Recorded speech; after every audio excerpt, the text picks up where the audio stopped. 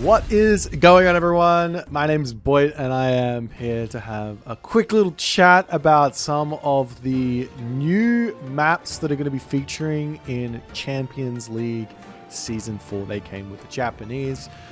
We've got Okuchichibu. Now this is a map and it's described as having narrow passes that are the only way to access the defensive plateaus holding vital settlements. Now, the thing about this map that I think is quite special is that while the town center is quite defensive, and there is also back food and gold, there are some very nice ways to like sneak in and pressure that early on.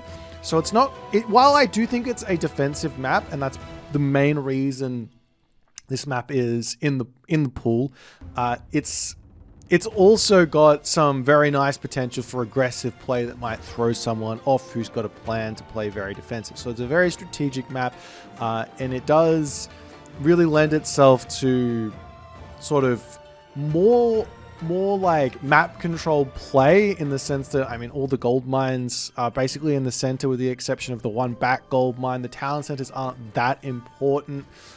So while we might see some like side pushes to try and kill off the town centers, the center is going to be the focal point here, which means both players are going to have to start expanding out into the center even if they want that town center. So max greed plays, I don't think they're going to work all too well. I think you're going to get punished by a map control player.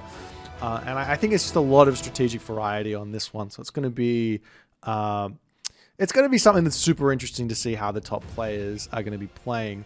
Now, the other map that is featuring in Champions League is an absolute favorite of mine. I love this concept. I think it's really, really fresh, really, really new for Age of Mythology. I think it's hyper competitive, and it gives a lot of room for in-game strategic movements with your army. And that map is Ki. Ki, for those of you playing at home, means tree in Japanese, of which this map is featuring lots and lots of forest in the center of the map and none around the outsides.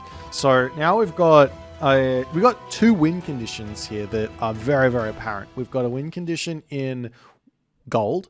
Now the gold mines are all around the outside. So if I want to get a gold starve onto my opponent, I have to be able to be on both sides of the map. Super unlikely that that's going to be possible. However, we will be able to see potential in mid-game wood starves. So for example, a player is like stuck in their base. Let's just throw out a random god here that does this quite a lot. Something like Hades. Stuck in their base, playing hyper defensive, has their gold mine under control, and they're chopping down all that wood, spamming out units like the Peltast.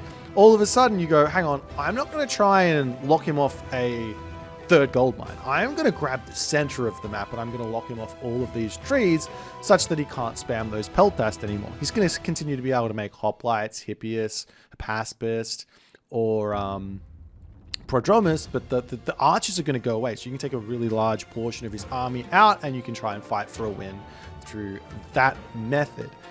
So yeah, I think this map is super entertaining. The games that I've played on this map have been incredibly strategic, and yeah, I'm super excited to watch this map as well at the highest levels. So let me know which maps you guys are most looking forward to seeing, which maps you're most enjoying playing at the moment with the Japanese coming out, and I'll see you guys in the next one.